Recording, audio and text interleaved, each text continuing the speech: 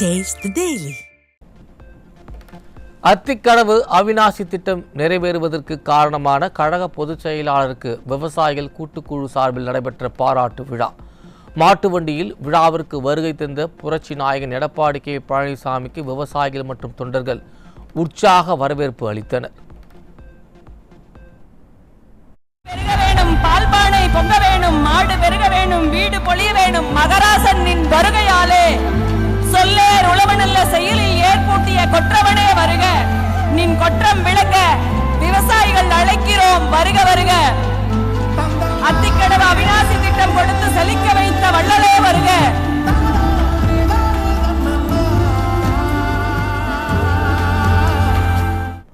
விளைநிலங்களில் விளைந்த நெல், காய்கறிகள், இளநீர், பழங்கள் நிறைந்த கூடைகளுடன் டிராக்டரில் சீர்வரிசை கொண்டு வந்த விவசாயிகள். நன்றி பாராட்டு விழா நிகழ்ச்சியில் மேலதாளங்களுடன் புரட்சி தமிழர் எடப்பாடி கே பழனிசாமிக்கு சீர்வரிசை கொடுத்து நன்றி. சோளம் விளைந்த எங்கள் மண்ணில் இப்பொழுது நெல் விளைகிறது. வானம் பார்த்த பூமி இன்றைக்கு வயல்வெளியாக மாறியிருக்கிறது. எங்கள் கிணறுகளும் எங்கள் ஆழ்குழாய் கிணறுகளும் தூர்ந்து போகும் என்று அச்சப்பட்டதை மாற்றி இதோ தண்ணீர் ததும்புகிறது. எங்கள் குளங்களில் மீன் துள்ளி விளையாடுகிறது. எங்கள் குழந்தைகள் மீண்டும் குளங்களிலே குட்டைகளிலே நீச்சல் அடித்து விளையாடுகிறார்கள். இந்த மகிழ்ச்சியான சூழலை உருவாக்கி பசுமை படர்ப்பை அதிகப்படுத்தி இன்றைக்கு விவசாயத்திற்கு ஏதுவான பகுதியாக மீண்டும் மாற்றி எடப்பாடியாருக்கு இதோ இந்த 7 சட்டமன்ற தொகுதியின் சார்பிலே, இந்த திட்டத்தின் பயனாளர்களின் சார்பிலே எங்கள் மண்ணில் விளைந்ததை உங்களுக்கு சீதனமாக தருகின்றோம். எடுத்து செல்லுங்கள் எடப்பாடியாரே, நீங்கள் கொடுத்ததற்கு கைமாறாக இதோ எங்களுடைய சீர்வரிசை உங்களை நோக்கி வந்து கொண்டிருக்கிறது. நன்றியோடு நாங்கள் தருகின்றோம், அன்போடு தருகின்றோம். எங்கள் நன்றியை இப்படித்தான் உங்கள் கால்களிலே காணிக்கை மலர் ஆக்க முடியும் என்பதால் இதோ எங்கள் மண்ணில் விளைந்த தானியங்களை, காய்கறிகளை உங்களுக்கு நன்றியாய் காணிக்கையாக்குகிறோம். 60 ஆண்டு கால கனவு திட்டமான அத்திக்கடவு அவிநாசி திட்டத்தை நினைவாக்கி விவசாயிகளின் கனவை நிறைவேற்றிய ஒரே அரசு அதிமுக. 2026இல் அதிமுக ஆட்சி மீண்டும் அமைந்தவுடன் அத்திக்கடவு அவிநாசி திட்டத்தின் 2வது கட்டப்பணி தொடங்கப்படும் என அதிமுக பொதுச் செயலாளர் திட்டவட்டம். அத்திக்கடவு அவிநாசி திட்டம் 2 திட்டத்தையும் தொடர வேண்டும் என்று இங்கே தெரிவித்தார்கள். ஏற்கனவே அனைத்து இந்திய அண்ணா திராவிட முன்னேற்ற கழக ஆட்சியிலே நான் முதலமைச்சர் இருந்த பொழுது அந்த திட்டம் தொடங்குவதற்கு பூர்வாக பணி தொடங்கப்பட்டது. விரிவான திட்ட அறிக்கையும் தயாரிக்கப்பட்டது. ஆட்சி மாற்றத்தின் காரணமாக ஆட்சியாளர்கள் அது அப்படியே கைவிட்டு விட்டார்கள். மீண்டும் உங்களுடைய நல்லாதரோடு அதிமுக ஆட்சி தமிழகத்திலே மலர்கின்ற பொழுது அத்திக்கடவு அவிநாசி 2வது திட்டம் உடனடியாக தொடங்கப்படும், எந்தவித தடையும் இல்லாமல். தமிழகத்தில் அத்திக்கடவு அவிநாசி திட்டம் போல வேறு எந்த திட்டமும் கொண்டு வரப்படவில்லை. திறமையற்ற அரசுதான் தற்போது ஆட்சியில் இருந்து வருகிறது என அதிமுக பொதுச் செயலாளர் எடப்பாடி கே பழனிசாமி காட்டம். அரசியல் காழ்ப்புணர்ச்சி. ஒரு அரசாங்கம் வரும், மாறுபடும். ஆனால் மக்களுக்கு எது நன்மை கிடைக்கின்ற திட்டமோ அது தொடர்ந்து அடுத்து வருகின்ற அரசு செயல்பட்டால்தான் நல்ல அரசுக்கு அழகு. ஆனால் எப்பொழுது ஆளுகின்ற அரசுக்கு அதை பற்றியெல்லாம் கவலை இல்லை. அவர்களும் கொண்டு வர மாட்டாங்க. ஏற்கனவே இருந்த அரசு கொண்டு வந்த திட்டத்தையும் முழுமையா செயல்படுத்த மாட்டாங்க. அப்படிப்பட்ட ஒரு திறமையற்ற அரசாங்கம் தான் இன்றைக்கு ஆட்சி செய்து கொண்டிருக்கின்றன. அதிமுக ஆட்சியில் குடிமராமத்து பணி என்ற அருமையான திட்டம் கொண்டு வரப்பட்டது. மேட்டுப்பாளையத்திலிருந்து பவானி வரை 6 தடுப்பணைகள் கட்டும் திட்டம் அரசியல் காழ்ப்புணர்ச்சி காரணமாக திமுக அரசு கிடப்பில் போடப்பட்டதாக புரட்சி தமிழர் எடப்பாடி கே பழனிசாமி குற்றச்சாட்டு.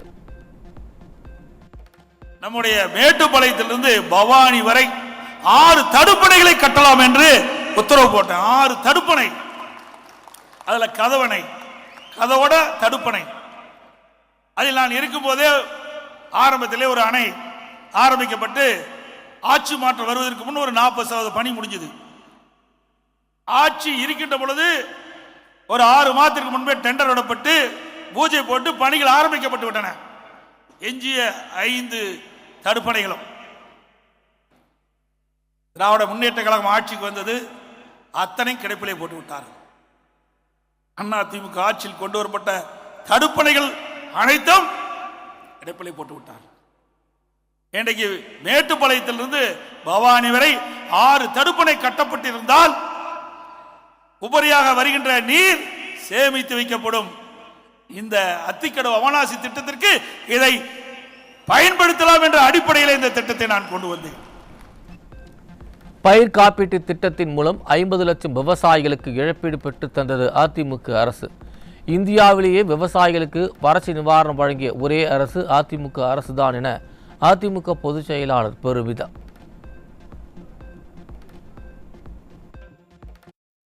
இன்றைக்கு விவசாயிகளுக்காக ஏராளமான திட்டங்களை நாங்கள் செயல்படுத்தியிருக்கின்றோம்.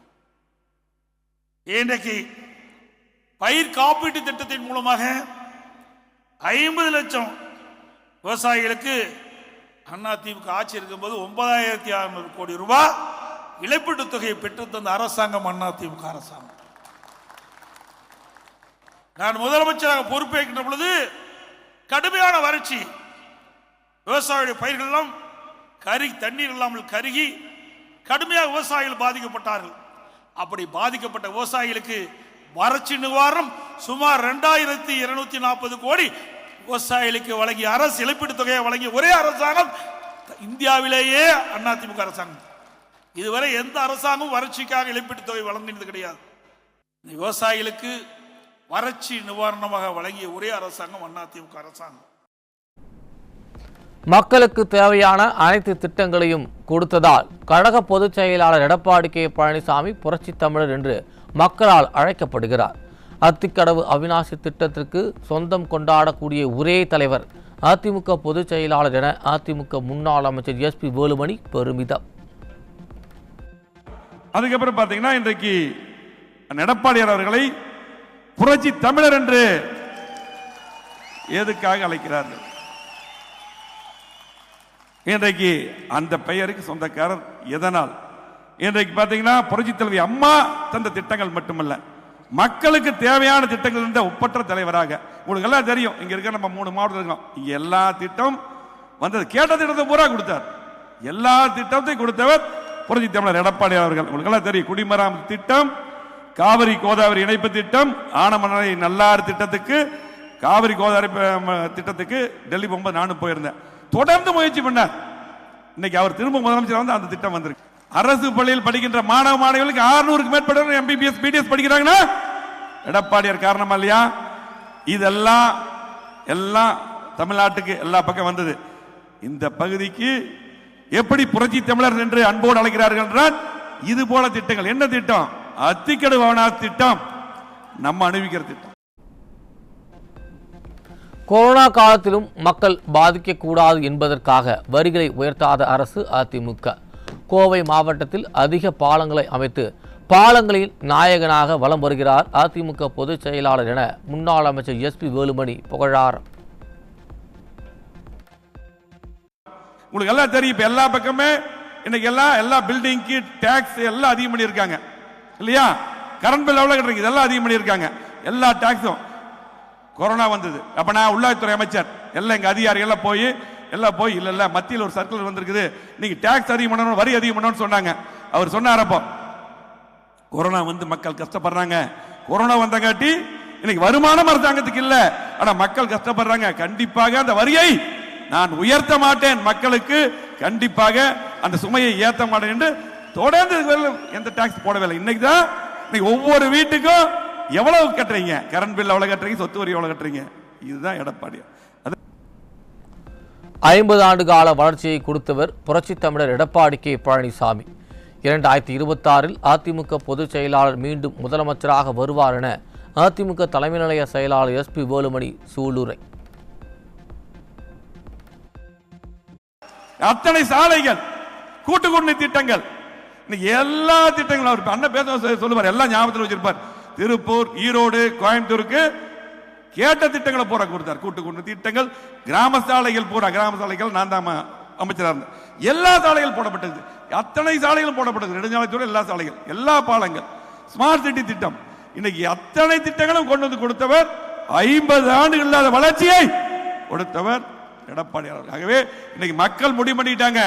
இங்க மட்டுமல்ல, இந்த 3 மாவட்டம் மட்டுமல்ல, தமிழ்நாடு முழுவதும் ஒரே குரல் தான் ஒலித்துக் கொண்டிருக்கிறது. என்ன குரல்?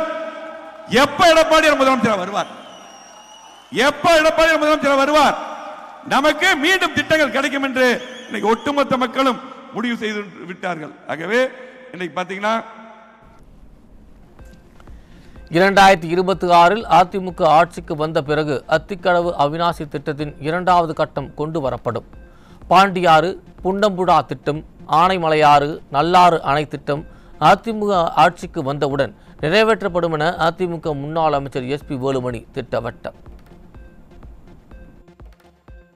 இந்த மேடையில் சொல்றோம், ஒரு வருஷத்துல அண்ணன் முதலமைச்சரா வருவார். தமிழ்நாட்டு மக்கள் முடிவு பண்ணிட்டாங்க. அப்பொழுது அத்திக்கடவு திட்டம் 2 நிறைவேற்றி விடுபட்ட குளங்களுக்கு போறாம் தண்ணீரை கொண்டு வருவார். அதே போல நீங்கள் எதிர்பார்த்து பாண்டியார், பொன்னம்பலா, ஆனமலையார் நல்லா திட்டம் எல்லாம் 100 ஆண்டுகளாக எதிர்பார்த்த திட்டங்கள். இதெல்லாம் இந்த திட்டம் எல்லாம் வர வேண்டும் என்றால் ஒரே ஒருவர் தான் முதலமைச்சராக வர வேண்டும். அது எடப்பாடியார் மட்டும்தான் முதலமைச்சராக வந்தால் திட்டம் நிறைவேறும். 4 தலைமுறையாக போராடி வந்த விவசாயிகளுக்கு அன்போடும் அக்கறையோடும் விவசாயி வீட்டில் பிறந்த புரட்சி தமிழர் தீர்வை கொடுத்தார். அத்திக்கடவு அவிநாசி திட்டம் நிறைவேற்றப்பட்டதால் குளம் குட்டைகள் நிரம்பி இருப்பதை பார்க்க முடிகிறது என பெண்கள் நெகிழ்ச்சி. விவசாயத்தின் பாலும் விவசாயிகளின் பாலும் ஒரு நன்மதிப்பும் அந்த குடும்பத்திலிருந்து வந்த காரணமும் இருந்ததால் எடப்பாடியார் அவர்களால் இந்த திட்டம் சாத்தியமாக்கப்பட்டிருக்கிறது. எத்தனையோ முதல்வர்கள் ஆண்டார்கள், எத்தனையோ பேருக்கு வாய்ப்பு இருந்தது. ஆனால் திட்டத்தை செயல்படுத்திய நம்முடைய எடப்பாடியாருக்கு நன்றி தெரிவிக்க வேண்டியது எங்களுடைய மனமார்ந்த உள்ளத உவகையினுடைய அடிப்படையில் எழுந்திருக்கின்றது. அத்திக்கடவு அவிநாசி திட்டத்தை நிறைவேற்றி கொடுத்த அதிமுக பொதுச் செயலாளர் எடப்பாடி பழனிசாமிக்கே எங்கள் வாக்கு. புரட்சி தமிழருக்கு நடைபெற்ற பாராட்டு விழாவில் கலந்து கொண்ட விவசாயி உருக்கம். என்னுடைய தோட்டத்தில் 25 ஆண்டு காலமாக ஒரு சொட்டு தண்ணீர் இல்லை. இன்று 2 மணி நேரத்தில் 1 ஏக்கர் நிலம் தண்ணீர் பாய்ச்சி விட்டு தான் இங்கு வந்திருக்கின்றேன். நான் காங்கிரஸை சேர்ந்தவன். ஆனால் சட்டசபை எலெக்ஷன் வந்தால் இரட்டை இலை சின்னம் யார் நின்றாலும் அவர்களுக்கு தான் ஓட்டு போடுவேன்.